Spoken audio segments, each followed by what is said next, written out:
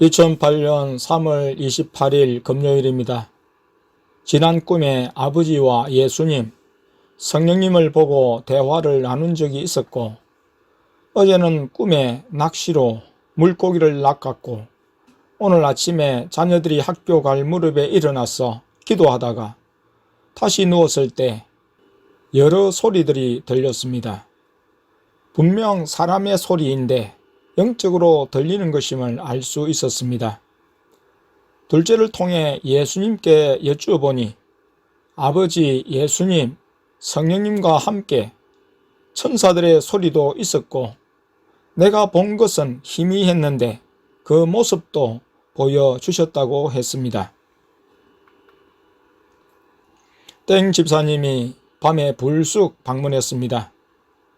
금요일 심야 예배를 마치고 기도하기 전에 바로 나와서 초원교회로 온 것이었습니다.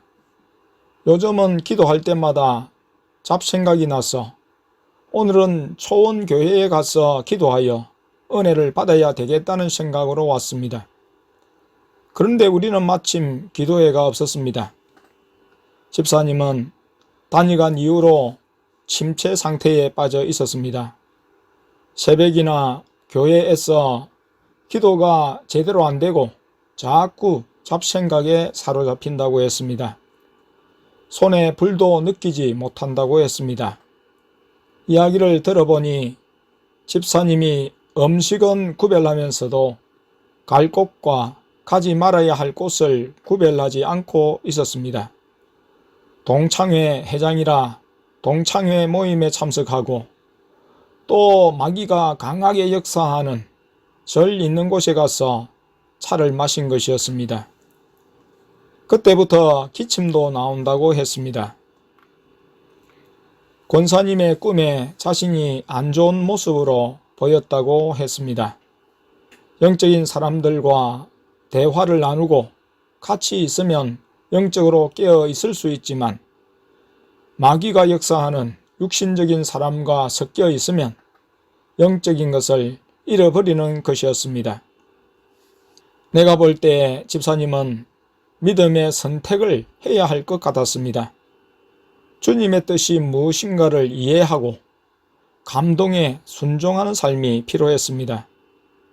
사람들이 무엇이라고 해도 영적인 것을 붙잡기 위해 결단이 필요했습니다. 내가 손동작으로 불을 주고 아내가 옆에서 기도를 해 주었습니다. 아내가 기도할 때 악한 것이 집사님의 몸을 사로잡고 있음을 감각했습니다. 나도 기도할 때 눈물이 나르고 했습니다. 아내는 예수님이 집사님에 대해 매우 슬퍼하고 계시다는 사실을 이야기해 주었습니다. 2008년 3월 29일 토요일입니다. 엊그제 밤에 예수님이 예고를 하셨습니다. 토요일에는 천국에 중요한 일이 있어 가야 된다고 하셨습니다. 예수님만 가세요 하고 여쭈니 아버지와 예수님이 가시고 성령님은 우리와 함께 계신다고 하셨습니다. 예수님이 미안해 하시기에 아니에요, 성령님이 계시잖아요, 잘 다녀오세요 말씀드렸습니다. 오늘 아침에 둘째와 막내가 일어났을 때 예수님이 고맙다 하셨습니다. 감사합니다 인사드리며 예수님 오늘 언제 가세요? 조금 있다가 가신다고 하셔요 하고 둘째가 대언했습니다. 예수님이 천국에 중요한 일로 가신다는 말씀을 듣고 어제는 천국에도 중요한 일이 있구나 생각을 하면서 내가 내 중심적이고 또 이 땅에서의 사역에만 관심을 가졌구나 생각했습니다.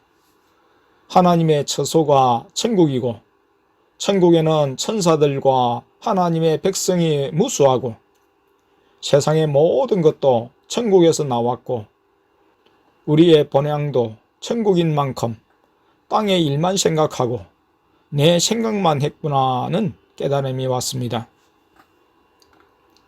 늘 주님이 우리와 함께 계시니까 천국에 대한 관심이 줄었다가 예수님이 올라가신다는 예고에 다시금 깨어났습니다.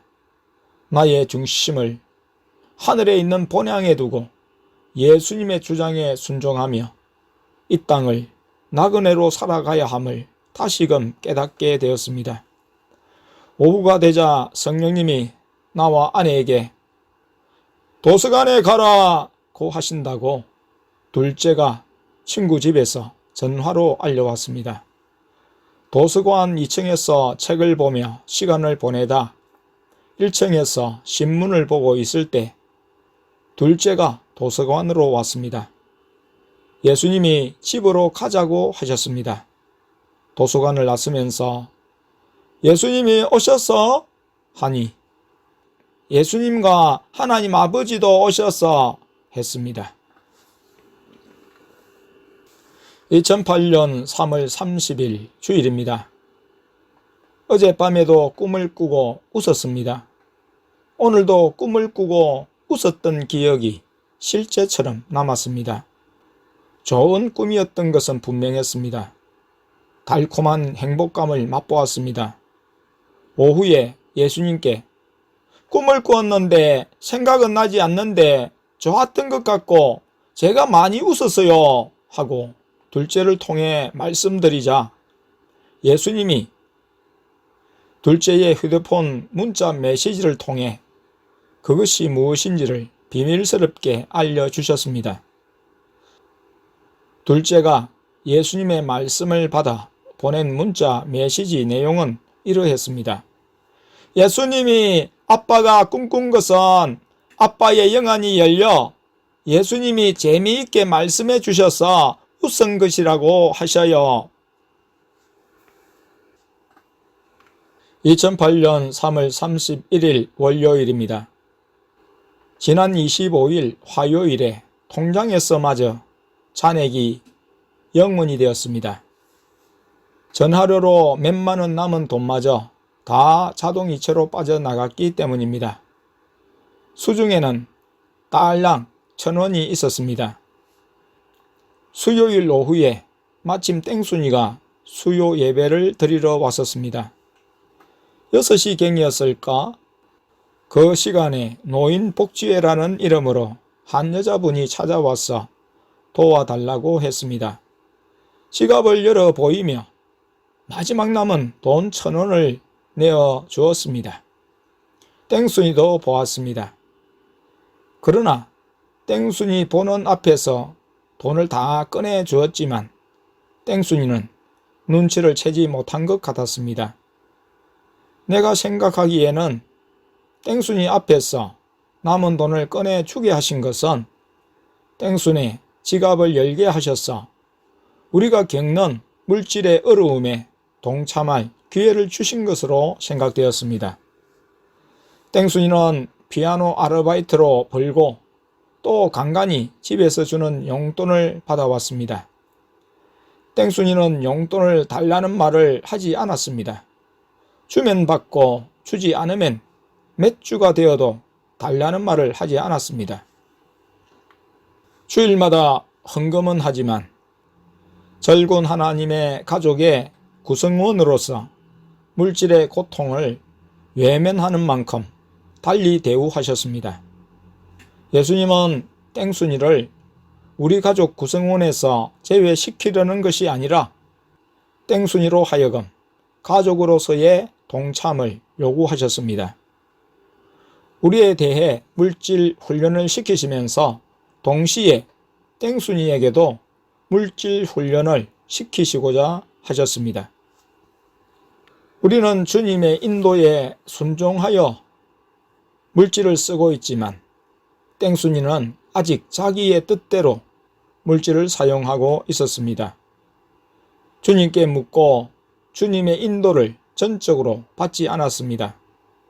만약 예수님께 물질을 다 맡기고 예수님의 인도를 받아 사용한다면 예수님을 통해 물질이 오고 가는 가족으로서 하나됨을 경험하고 더 영적인 진보를 드러냈을 것이었습니다. 작년에는 부모의 핍박에도 불구하고 초원 교회에 오는 결단의 시험이 있었다면 이제 땡순이에게는 물질에 대한 헌신이 시험이었습니다.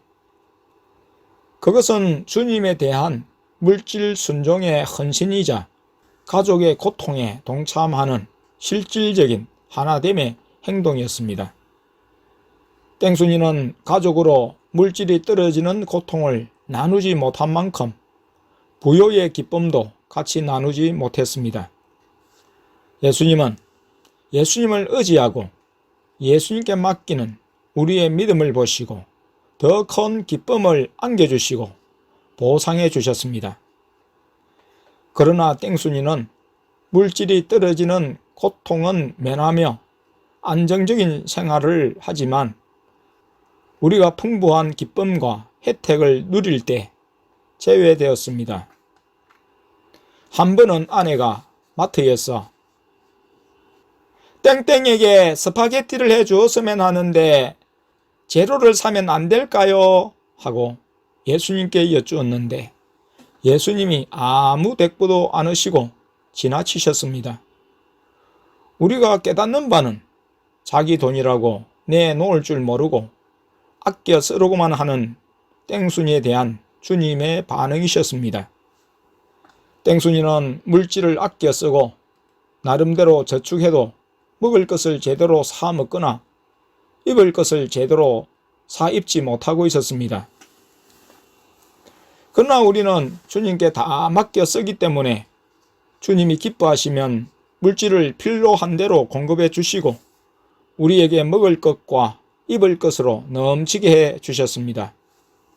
하루하루 주님의 인도 따라 사는 것이 위험하고 고통스러운 것 같아 보일지 모르나 우리는 이미 주님의 도우심과 채우심을 경험하고 있고 틀림없으신 인도에 감사하며 살았습니다. 주님 안에서 물질로부터 자유함을 누리고 있었습니다. 물질에 관한 한 예수님으로부터 받은 훈련 덕분에 물질이 떨어져도 주님이 함께 하시면 그것으로 좋고 기뻤습니다.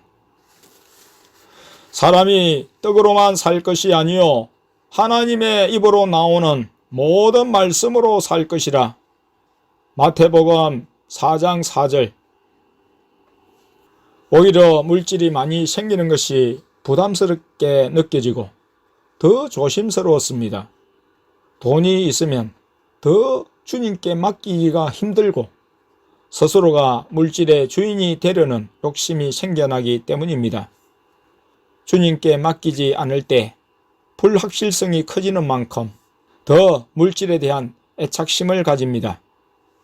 물질에 대한 애착심은 그 마음이 주님을 전적으로 신뢰하지 못할 때 오는 것으로 죄입니다.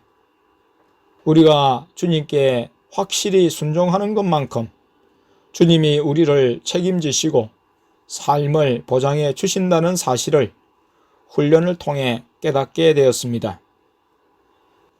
영원인 상태로 주일까지 5일을 보냈습니다.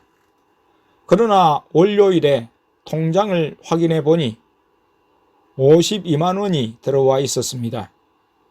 주님은 초원교회에 다니는 땡순이도 물질에 있어서 주님께 온전히 맡겨 주님의 인도 따라 사용하기를 원하셨습니다.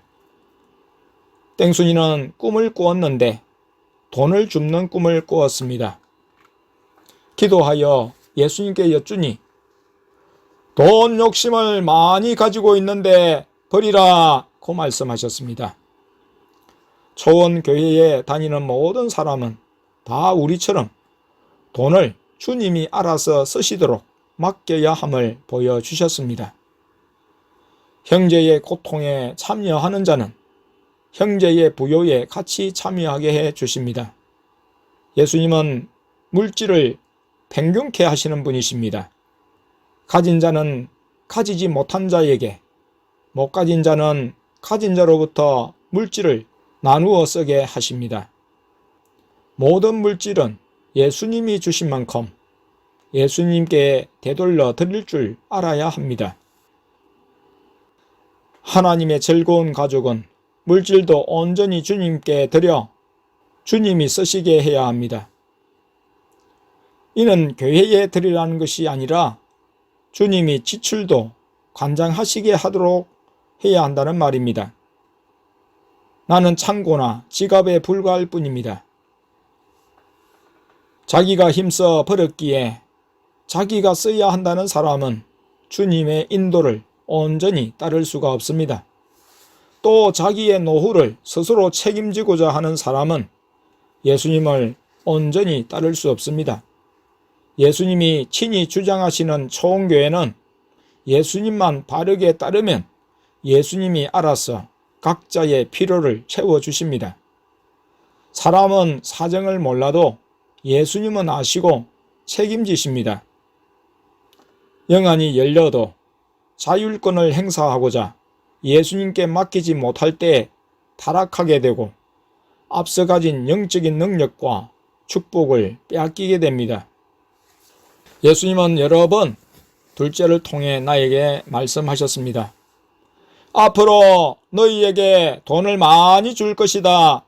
작년에 들어온 돈보다 100배, 1000배로 갚아줄 것이다. 라고 하셨습니다. 작년에 들어온 돈은 공사금액 포함 전체 1억 가까이가 되었습니다. 주님의 부요함을 나누어 가지려면 물질에 대한 순종이 되어야 합니다. 물질에 대한 회개와 순종이 되지 않으면 다른 모든 순종도 미완에 그치게 됩니다. 온전한 순종은 물질 사용까지 구별되어야 하고 주님의 인도에 따라 사용해야 합니다. 특히 영안이 열린 사람의 경우는 모든 물질을 숨김없이 투명하게 주님께 다 드리고 주님의 인도에 따라 사용해야 합니다. 주님은 그것을 원하십니다. 물질을 드린 자는 주님을 모든 것으로 삼은 자입니다. 그러나 주님보다 물질을 택한 자는 물질을 우상으로 섬기는 자이고 믿음에서 떠난 자입니다. 믿는 사람이 다 함께 있어 모든 물건을 서로 통용하고 또 재산과 소유를 팔아 각 사람의 필요를 따라 나누어주고 사도행전 2장 44절 45절 이제 너희의 유효한 것으로 저희 부족한 것을 보충함은 후에 저희 유효한 것으로 너희 부족한 것을 보충하여 평균하게 하려 함이라. 기록한 것 같이 많이 거둔 자도 많지 아니하였고 적게 거둔 자도 모자라지 아니하였느니라. 고린도후서 8장 14절 15절 부하려 하는 자들은 시험과 올무와 여러 가지 어리석고 해로운 정욕에 떨어지나니 곧 사람으로 짐승과 멸망에 빠지게 하는 것이라. 돈을 사랑함이 일만 악의 뿌리가 되나니 이것을 사모하는 자들이 미혹을 받아 믿음에서 떠나 많은 근심으로써 자기를 찔렀도다. 디모데전서 6장 9절 10절 밤에 예수님께서 얼마 전에 주신 새로운 무기들을 공개해 주셨습니다. 이름은 로즈볼이라고 하셨습니다. 새로운 무기가 3개인데 다 로즈볼이라고 하셨습니다. 각기 장미 색깔이 다르고 능력도 다르다고 하셨습니다. 둘째에게 보여주시고 둘째를 통해 설명해 주셨는데 각각 둥근 볼 안에 장미가 있는데 색깔이 다르다고 했습니다. 붉은색, 분홍색, 보라색 3종류의 장미였습니다. 로즈볼 1, 2, 3으로 말할 필요는 없고 로즈볼 하면 한 가지 무기가 나갈 수도 있고 3종류 무기가 동시에 다 나갈 수도 있는 볼이라고 하셨습니다. 주어진 무기라도 예수님이 주장하시고 주님의 뜻 안에서 사용할 수 있었습니다. 그리고 예수님은 무기와는 다른 능력들을 계속 공급해 주셨습니다.